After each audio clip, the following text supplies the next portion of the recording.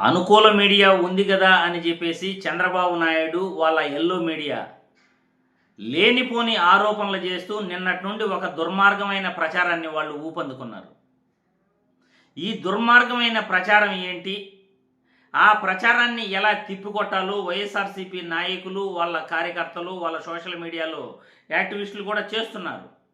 కానీ న్యూట్రల్గా ఉన్న మాలాంటి వాళ్ళు ఖచ్చితంగా రాజకీయాలలో ఏం జరుగుతూ ఉందో ప్రజలకు తెలియజేయాలి కాబట్టి మేం కూడా ఖచ్చితంగా తప్పు చేస్తున్న వాళ్ళని ప్రజలకి రెడ్ హ్యాండెడ్గా పట్టించే ప్రయత్నం చేస్తుంటాం.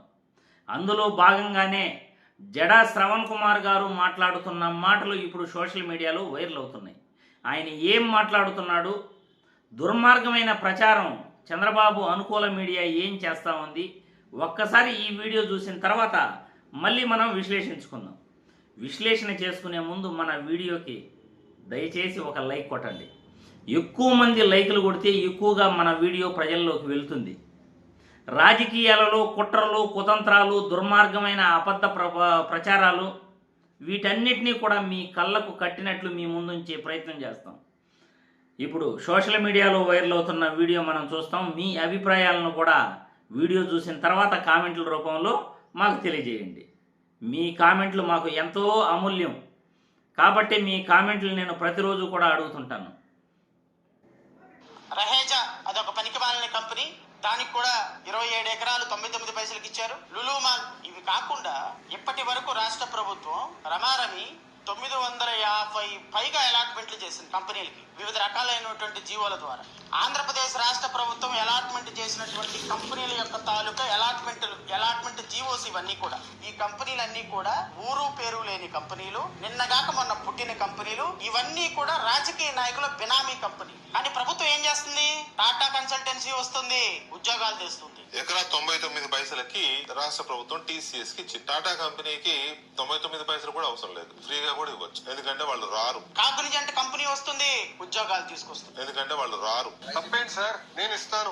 నేను 99 పైసల్లోనే గజానికి కాదు ఎకరంగా మొత్తం భూమి ఇస్తా.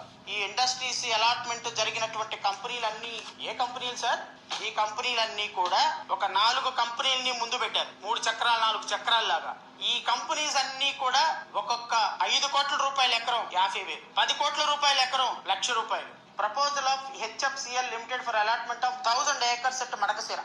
1000 acres on actual cost to cost అంటే మీరు 99 పైసలకైతే 99, 500 రూపాయలకైతే 500 రూపాయలు. వాళ్ళ దగ్గర ఆప్షన్ పెట్టుకున్నది 1000 acres. Allotment of 531.77 acres of land at Rambilli, 531.77 acres of land on nominal cost. Aastha green energy volunteers India private limited అంట. ఇది ఎక్కడ ఉందో నాకే అర్థం కావటం లేదు. 186 acres of land in addition to 490 acres of land, 31,000 per acre. నాకు తెలిసి 31,000కి ఎకరం వచ్చేది ఈ దేశంలో ఎక్కడైనా ఉందండి? కానీ ఇన్ని వేల ఎకరాల ల్యాండ్లు ఇచ్చిన తర్వాత మళ్ళీ 2029లో ఏం చెప్తారో తెలుసా? ఇదే ప్రభుత్వం వాళ్ళు, రాష్ట్రంలో ఉపాధి లేదు, రాష్ట్రంలో కంపెనీలు లేవు, కాబట్టి మళ్ళీ మేము వస్తే ఉపాధి కల్పన చేస్తాము అని చెప్పేటువంటి దుర్మార్గపు మాటలు చెబుతారు. మరి ఇన్నాళ్ళు పనిచేసింది, ఇన్నాళ్ళు ఇచ్చిన ల్యాండ్లు ఏమిచ్చినాయి?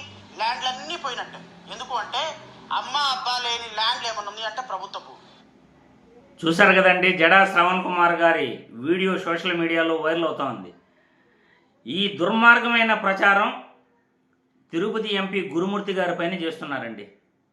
హైకోర్టులో వైసీపీకి ఎదురు దెబ్బ, వైసీపీకి చొక్కెదురు, వైసీపీకి అవమానం, వైసీపీ పార్టీకి మొటికాయలేసిన హైకోర్టు, ఇలా దుర్మార్గమైన ప్రచారం చేస్తున్నారు. ఎంపీ గారికి తెలియదా ఎలా ఏ కేసు వేయాలి, ఏ కేసు వేయకూడదు, ఏది అబద్ధం ఏది నిజం? ఎంపీ గారికి తెలియదా? ఆయన ఎంపీ గారు వేసిన కేసు ఏంటంటే రాష్ట్రంలో పరిశ్రమల పేరు చెప్పి ఒక 2-3 కంపెనీలు ముందు చూపిస్తూ 99 పైసలకే ఊరు పేరు లేని ఉర్సా లాంటి కంపెనీలకు అసలు మూలధనం పెట్టుబడి 1,00,000 రూపాయలు కూడా పెట్టనటువంటి కంపెనీలకు వేల ఎకరాలు 1,000 కోట్ల భూములను దారాదత్తం చేసేస్తున్నారు అని ఆయన కేసు వేశాడు. రియల్ ఎస్టేట్ కంపెనీలకి భూములు ఇస్తున్నారు. ఏదేదో కొత్త కంపెనీ, ఇప్పుడు జడా శ్రవణ్ కుమార్ గారు ఆధారాలతో సహా ఆయన చూపించాడు. 2-3 కంపెనీల పేరు చెప్పి ఈ ప్రభుత్వం 950 కంపెనీలకు ఉచితంగా 99 పైసల లెక్కన భూములను కేటాయించేసింది. ప్రభుత్వ భూములు, ప్రభుత్వ ఆస్తుల్ని దారాదత్తం చేస్తుంటే ఖచ్చితంగా దీన్ని అడ్డుకుని తీరాలి అని ఎంపీ గారు పిటిషన్ వేయటం జరిగింది. ఆయన వేసిన పిటిషన్ని ఆసరాగా తీసుకుని వీళ్ళకి ఇష్టం వచ్చినట్లు ప్రచారం చేసుకుంటున్నారు. హైకోర్టు చెప్పింది ఏంటి? కంపెనీలకు భూములు ఇవ్వటం తప్పు కాదు కదా, కాబట్టి కంపెనీలకు భూములు ఇస్తే తప్పేంటి అని వాళ్ళు ప్రశ్నించడం జరిగింది. ప్రశ్నిస్తారు. దానికి సమాధానం ఎంపీ గారు లాయర్ సమాధానం చెప్పడం జరుగుతుంది. సార్, సో అండ్ సో కంపెనీలకు ఇస్తున్నారు, సో అండ్ సో కంపెనీలకు ఇస్తున్నారు అని క్లియర్గా వాళ్ళకి ఎక్స్ప్లెయిన్ చేస్తారు. దాని తర్వాత హైకోర్టు ప్రభుత్వాన్ని పిటిషన్ వేయమని చెప్పింది. వాళ్ళ దగ్గర నుండి పిటిషన్ ప్రభుత్వం వేస్తే మళ్ళీ వాదనలు జరుగుతాయి. కానీ ఈ లోపలే ఈ కూటమి ప్రభుత్వం వాళ్ళ అనుకూల మీడియా దుర్మార్గమైన ప్రచారాన్ని మొదలుపెట్టేశారు. భూములు ఇస్తూ ఉంటే కంపెనీలను రావద్దని చెప్పేసి అడ్డుకుంటున్నారు వీళ్ళు. హైకోర్టు కూడా ముటికాయలు వేసింది. హైకోర్టు ఎందుకు వేసింది ముటికాయలు? ఇలా అబద్ధపు ప్రచారాలు చేస్తున్నారు కాబట్టి మాలాంటి వాళ్ళు ఖచ్చితంగా ఈ ప్రభుత్వం చేసే తప్పుడు ప్రచారాన్ని ప్రజలకు చూపించాలి కాబట్టి మేము మీ ముందుకు వస్తున్నాం. కాబట్టి ప్రజలు నిజానిజాలను మన వీడియోల ద్వారా చూస్తున్నారు. మీరు మీ అభిప్రాయాలను కూడా కామెంట్ల రూపంలో తెలపగలరని వీడియో ద్వారా కోరుతున్నాను.